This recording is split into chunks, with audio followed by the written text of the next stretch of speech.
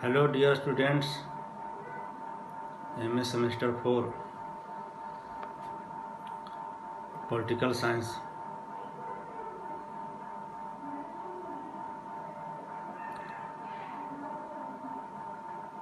मैं आज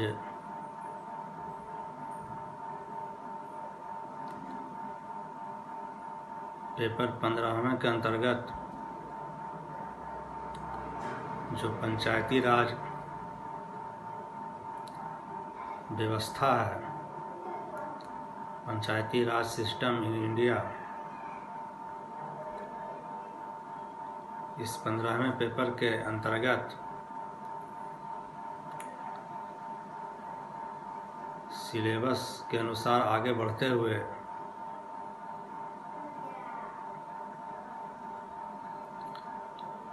आज मैं आप सभी को भारत के स्थानीय स्वशासन में वित्तीय स्रोतों के बारे में चर्चा करेंगे। The financial sources of local self government in India.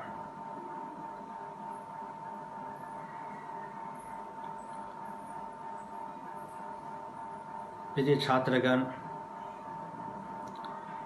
किसी भी संगठन को या संस्था को अपने लक्ष्य की प्राप्ति के लिए, अपने उद्देश्यों की प्राप्ति के लिए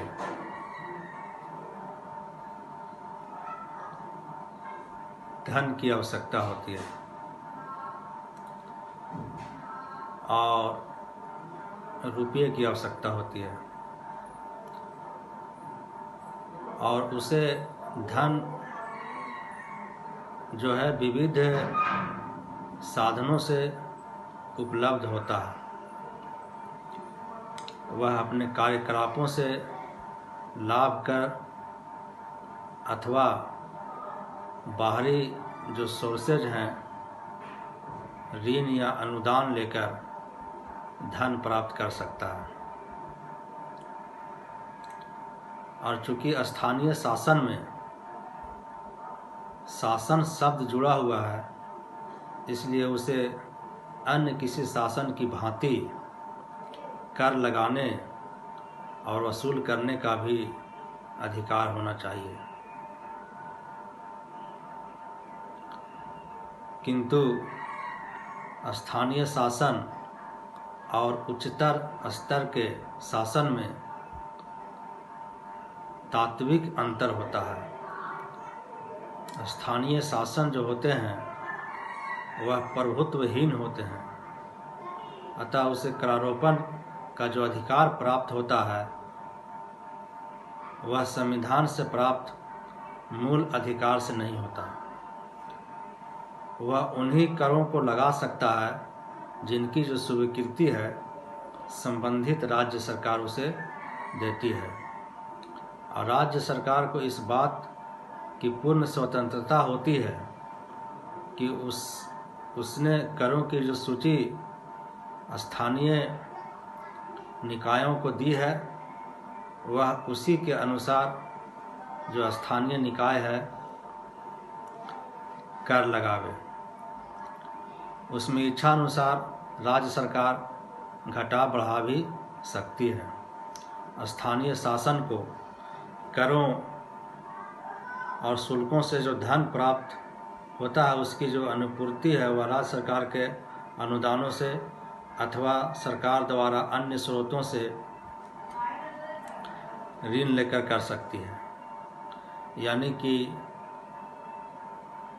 कमी होने पर वह ऋण द्वारा या अनुदान द्वारा वह अपने खर्चों की पूर्ति जो है कर सकती है।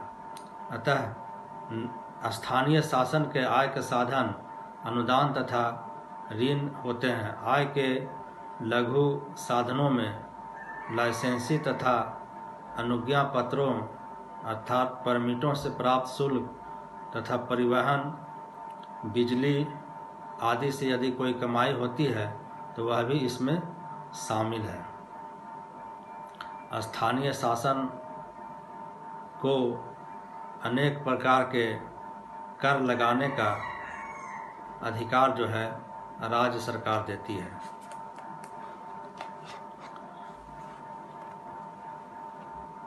वस्तु विनिमय के स्थान पर कुछ वर्ष पूर्व वस्तु विनिमय का व्यापार होता था, यानी वस्तु के बदले वस्तु का लेन देन। उसके स्थान पर मुद्रा के प्रचलन ने और आर्थिक क्रियाओं में वित्त को निर्णायक स्थान मिलने से संपूर्ण प्रबंधकीय क्रियाओं का जो केंद्र बिंदु है वह वित्तीय प्रशासन के इर्द गिर्द जो है सिमटता जा रहा है। यानी बिना वित्तीय प्रशासन के शासन और प्रशासन का कोई भी महत्व नहीं रह जाता है। लॉयड जॉर्ज ने वित्त को महत्वपूर्ण स्थान देते हुए कहा है कि जिसे शासन कहते हैं वह वास्तव में वित्त ही है। आधुनिक शासन व्यवस्थाओं में रक्त या ईंधन की भूमिका निभाने वाले वित्त तथा इसके प्रबंधकीय पक्ष को सशक्त किए बिना किसी भी संगठन की सफलता की कल्पना करना बेमानी है। और भारत में पिछले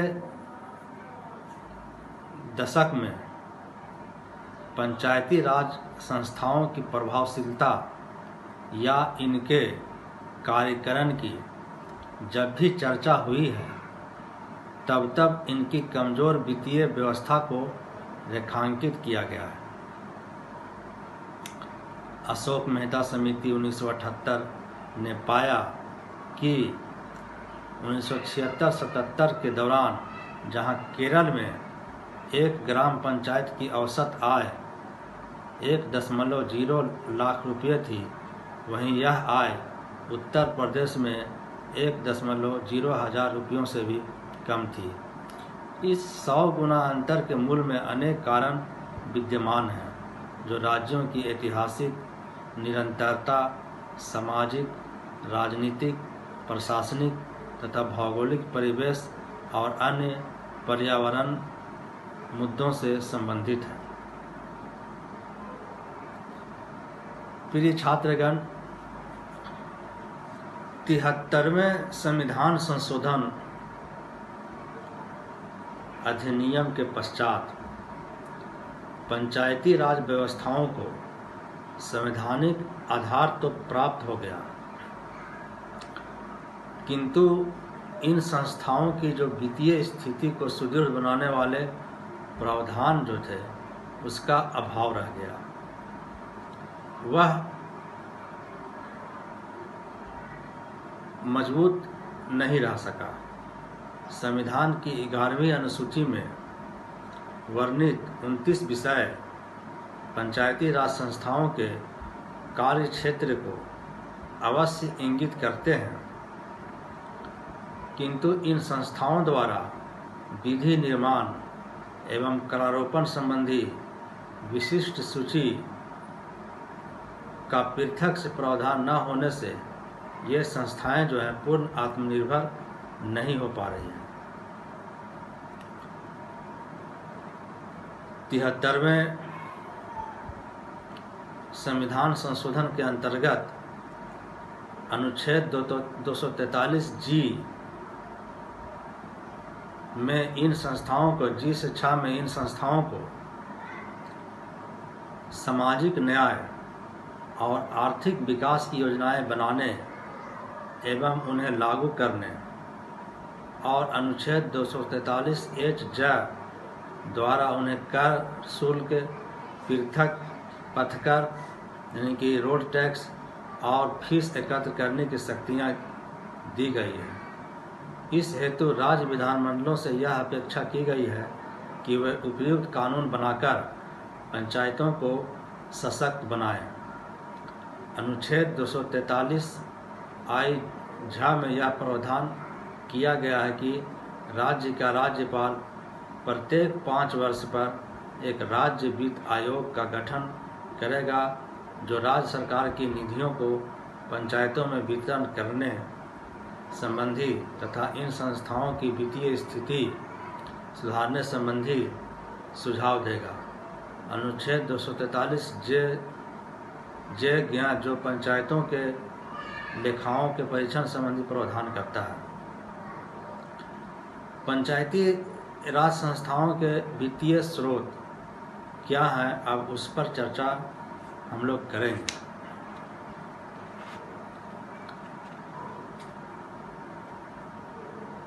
पंचायती राज संस्थाओं के पास 2 प्रकार के वित्तीय स्रोत होते हैं, बाहरी वित्तीय स्रोत और आंतरिक वित्तीय स्रोत, यानी कि निजी आय। बाहरी जो उन्हें ऋण के माध्यम से और अनुदान के माध्यम से प्राप्त होते हैं, और दूसरा वे जो वह खुद अर्जित करते हैं, खुद करारोपण द्वारा प्राप्त करते हैं। यह उनकी अपनी निजी आय होती है। बाहरी वित्तीय जो स्रोत हैं उसके अंतर्गत पंचायतों को जो निधियां हैं वह 4 प्रकार से प्राप्त हैं। केंद्रीय वित्त आयोग की अनुशंसा अनुसार स्थानीय निकाय अनुदान, एक तो है कि केंद्र का जो वित्त आयोग है वह अनुशंसा करती है जो स्थानीय निकाय है उनके अनुदान के लिए। नंबर 2, केंद्र प्रायोजित योजनाओं, जो राज्य सरकार द्वारा प्लान किए गए योजनाएं होती है, उन योजनाओं के क्रियान्वयन हेतु प्राप्त होने वाली धनराशि जो पंचायतों के माध्यम से क्रियान्वित की जानी है, उनके लिए धन मुहैया कराई जाती है। और नंबर 3, राज्य वित्त आयोग की अनुशंसा अनुसार राज्य सरकार द्वारा दी जाने वाली निधियां या फंड, जो राज्य वित्त आयोग संबंधित राज्य सरकार को अनुशंसित करती है कि इन स्थानीय निकायों को इस मद में धन दिया जा सकता है, तो उस आधार पर भी राज्य सरकार इन्हें धन मुहैया कराती है। और नंबर 4 है, राज्य सरकार द्वारा प्रायोजित योजनाओं के क्रियान्वयन हेतु प्राप्त होने वाली धनराशि, यानी कि जो राज्य सरकार अपने स्तर से योजनाएं बनाती है, उन योजनाओं को अमली जामा पहनाने के लिए, उन योजनाओं को इम्प्लीमेंट करने के लिए जो राज्य सरकार धन देती है वह इनके आय के भी स्रोत हैं। और राज्य सरकार से इन संस्थाओं को करों में जो हिस्सेदारी भी है और अनुदान सहायता भी मिलता है। केंद्रीय वित्त आयोग से सहायता, संविधान के अनुच्छेद 280 के अंतर्गत 5 वर्ष पर गठित होने वाला जो वित्त आयोग है, केंद्र एवं राज्यों के बीच करों के बंटवारे तथा अनुदान सहायता संबंधी अनुशंसाएं देता है। 73वें संविधान संशोधन के पश्चात 10वें वित्त आयोग 1995-2000 हेतु के दौरान भी केंद्रीय वित्त आयोग द्वारा स्थानीय संस्थाओं हेतु भी पृथक से सिफारिश की जाती है। और इसके बाद राज्य वित्त आयोग द्वारा सहायता, यद्यपि 73वें संविधान संशोधन के पूर्व से ही राज्य सरकारें पंचायती राज संस्थाओं को एक निश्चित मात्रा में अनुदान सहायता जो है वह देती रही है। यह सहायता मुख्यतः अस्थायी प्रभारों की पूर्ति हेतु दी जाती है। अनुदान एवं प्रोत्साहन राशि, सन 1995 के पूर्व राजस्थान में जो पंचायतों को ₹5 प्रति व्यक्ति की दर से प्रशासनिक व्यय हेतु अनुदान प्राप्त होता था, जो राज्य के प्रथम वित्त आयोग की सिफारिश पर ₹11 किया गया। यह अनुदान भू राजस्व के हिस्से पेटे मिलता है। पंचायत समितियों के लिए यह रखरखाव हेतु परिषद को ₹20,000 दिए जाते हैं। केंद्र एवं राज्य परिवर्तित योजनाएं। केंद्र परिवर्तित ग्रामीण विकास योजना जैसे संपूर्ण ग्रामीण रोजगार योजना, स्वर्ण जयंती ग्राम स्वरोजगार योजना, इंदिरा आवास योजना, सौजल धारा, केंद्रीय स्वच्छता कार्यक्रम, ग्राम स्वरोजगार योजना, जल संग्रहण योजनाएं, राष्ट्रीय पोषाहार कार्यक्रम तथा सांसद क्षेत्र विकास कार्यक्रम इत्यादि में पंचायतों के लिए वार्षिक रखरखाव राशि सहित कतिपय अन्य वित्तीय सहायता होते हैं। इस प्रकार राज्य सरकार द्वारा परिवर्तित कार्यक्रमों के द्वारा इन स्थानीय संस्थाओं को धन मुहैया कराए जाते हैं। आंतरिक राजस्व। वस्तुतः पंचायती राज संस्थाओं के जो मुख्य आय के जो उनके साधन हैं, उनके द्वारा लगाए गए करों शुल्कों से प्राप्ति है। भारत में भी कई राज्य जो हैं, राज्यों की पंचायतें जो हैं इन करों को एकत्र करने में अग्रणी हैं, जैसे कि केरल, कर्नाटक, महाराष्ट्र और आंध्र प्रदेश, जबकि उत्तर प्रदेश, बिहार, हरियाणा और राजस्थान इस संदर्भ में काफ़ी पिछड़े हुए हैं। कुछ राज्यों में अनिवार्य करों का भी प्रावधान है।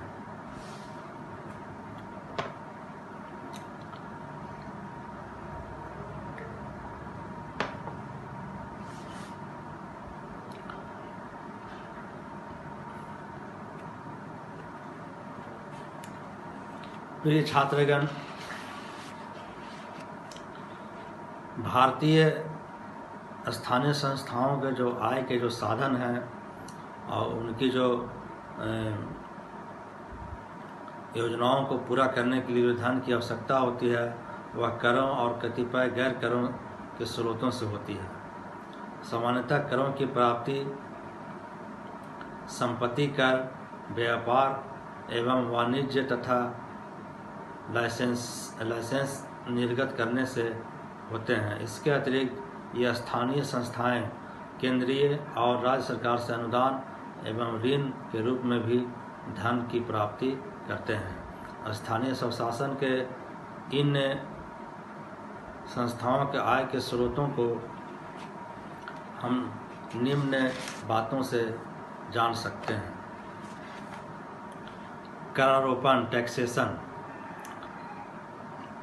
भारत के स्थानीय स्वशासन संस्थाओं को कर लगाने एवं वसूल करने का अधिकार प्रदान किया गया है, किंतु करारोपण का यह अधिकार संविधान से प्राप्त मूल अधिकार से नहीं है।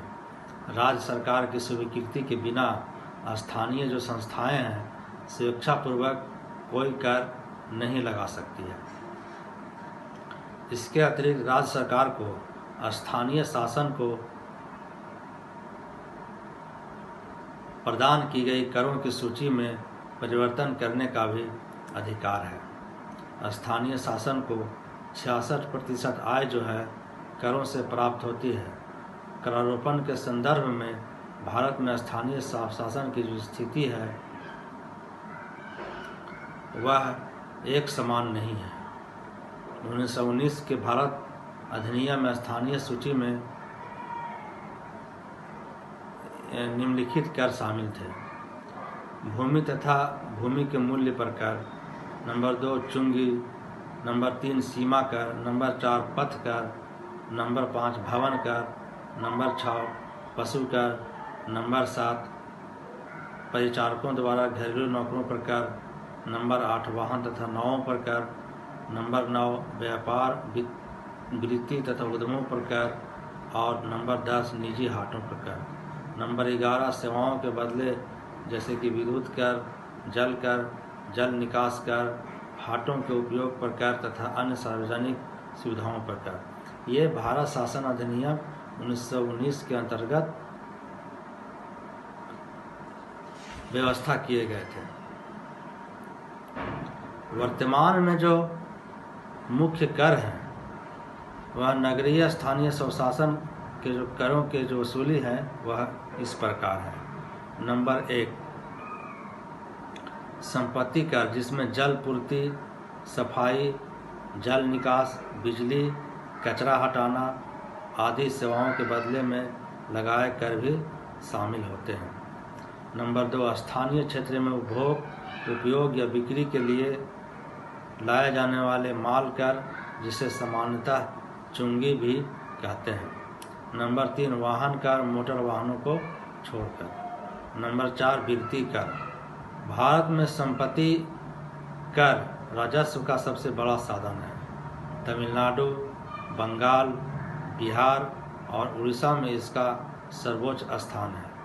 संपत्ति कर की व्यवस्था इसलिए दोषपूर्ण है क्योंकि इसमें केवल अचल संपत्ति जैसे कि शेयर, आभूषण, नगद आदि संपत्ति कर के प्रभाव से मुक्त रहते हैं।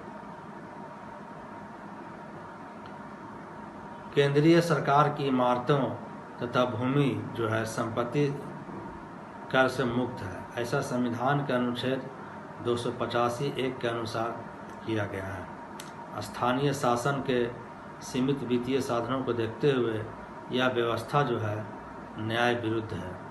जब संपत्ति धारक नागरिकों को संपत्ति कर देना पड़ता है तब केंद्रीय सरकार को अपने को इस कर से मुक्त रखना न्याय संगत नहीं है। इस स्थिति में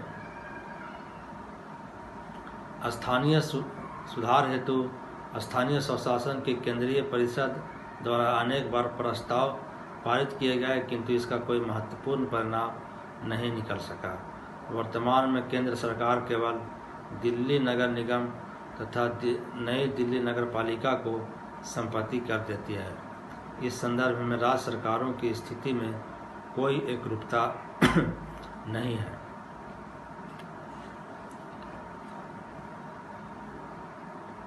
टैक्स कलेक्शन।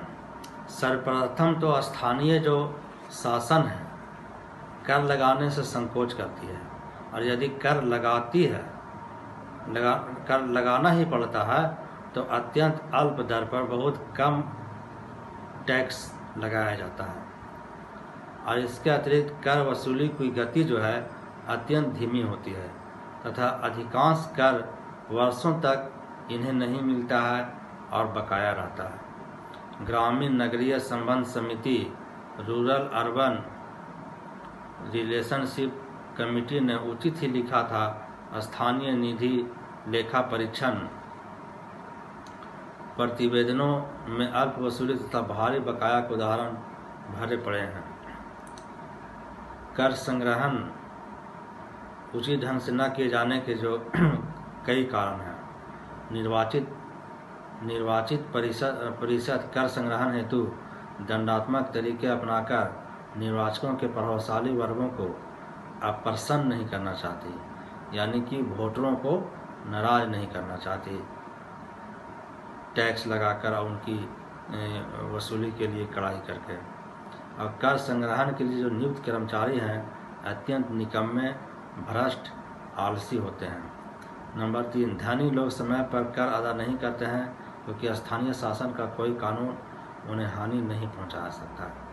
और नंबर 4 केंद्रीय तथा राज्य सरकारें जो हैं साधारण जनता से करों के रूप में इतना धन वसूल कर लेती है कि उनके पास स्थानीय संस्थाओं को करों की अदायगी हेतु शायद ही पैसा बचता है। कर संग्रहण की प्रणाली में और इसकी वसूली में सुधार की आवश्यकता है। सहायक अनुदान।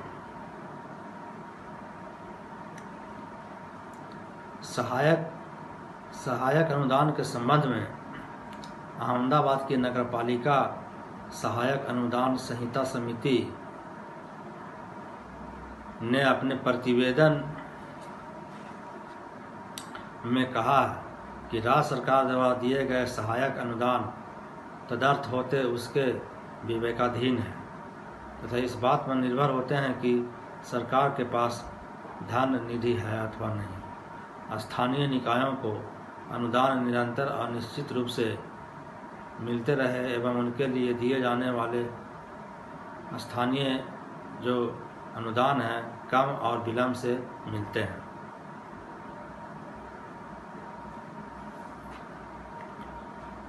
प्रिय छात्रगण,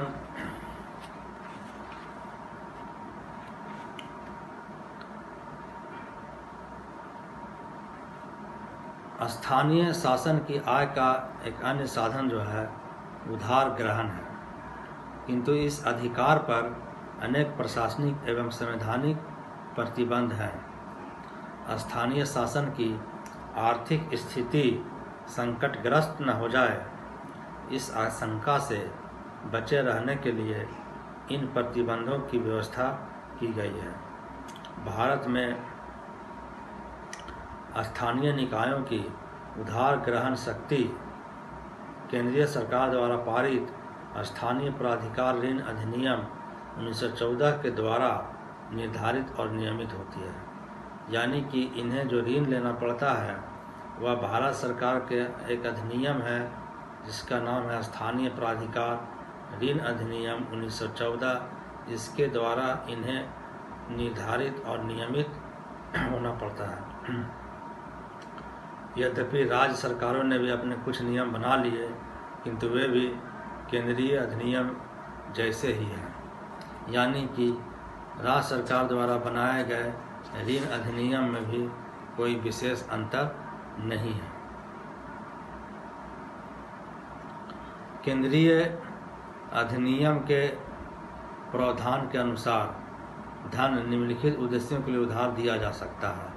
नगरपालिका का निर्माण कार्य, नंबर 2 अभाव और दुर्भिक्ष के समय सहायता कार्यों की स्थापना तथा अनुरक्षण, और नंबर 3 महामारी की रोकथाम हेतु प्रबंध, और नंबर 4 भूमि का अधिग्रहण, नंबर 5 पुराने ऋण का भुगतान।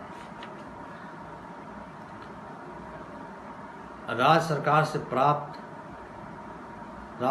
सरकार से आज्ञा प्राप्त करने के पश्चात स्थानीय शासन को ऋण की प्राप्ति हो सकती है। ऋणों की रकम 5 लाख से अधिक नहीं होनी चाहिए तथा अदायगी की अवधि 30 वर्षों से अधिक नहीं होनी चाहिए। इन सीमाओं में परिवर्तन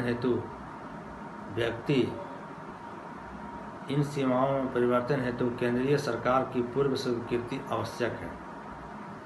नगर निगमों को उधार लेने के मामलों में अधिक स्वतंत्रता प्राप्त होती है। सामान्यतः केंद्रीय व राज्य सरकारें स्थानीय सरकारों को ऋण देना पसंद नहीं करती।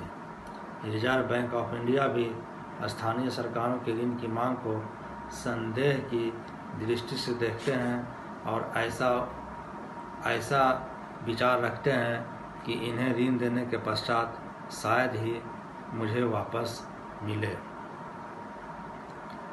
उधार ग्रहण की प्रक्रिया के सरलीकरण के लिए कई उपाय हैं, जैसे कि नंबर 1 ऋण प्राप्ति की जो प्रक्रिया है वह सरलता से समझने योग्य होनी चाहिए तथा उसका पालन भी सरल होना चाहिए। और नंबर 2 ब्याज की जो दर है वह न्यूनतम होनी चाहिए। और नंबर 3 वापसी अदायगी की जो अवधि है व्यवहारिक परिस्थितियों को ध्यान में रखकर निर्धारित किया जाए।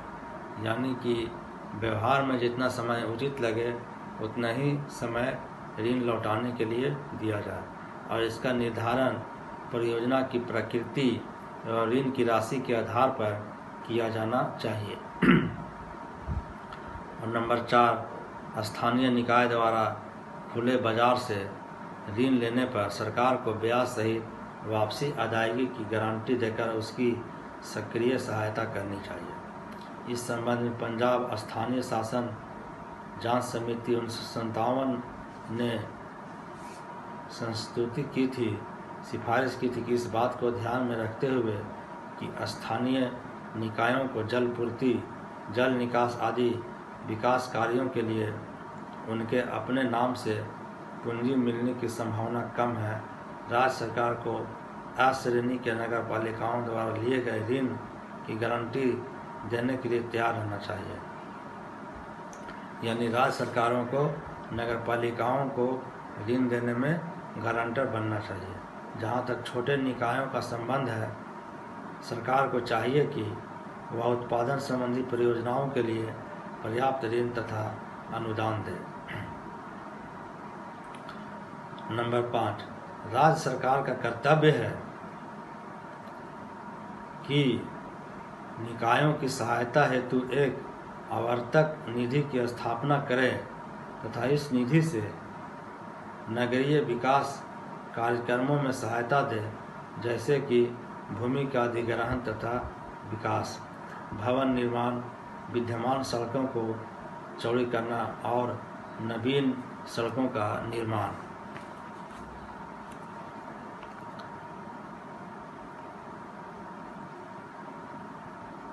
आवर्तक निधि की भी सफलता जो है वह 3 बातों पर निर्भर करती है। क्रियान्वित किए जाने वाली योजनाओं का स्वरूप, नंबर 2 उनके पूर्ण होने में लगने वाला समय और नंबर 3 पूंजी की वापसी और लागत पर लगने वाली ब्याज दर। उपर्युक्त बातों से तात्पर्य यह है कि परियोजनाओं का जो स्वरूप है शुद्ध व्यावसायिक अर्थ में लाभप्रद होना चाहिए।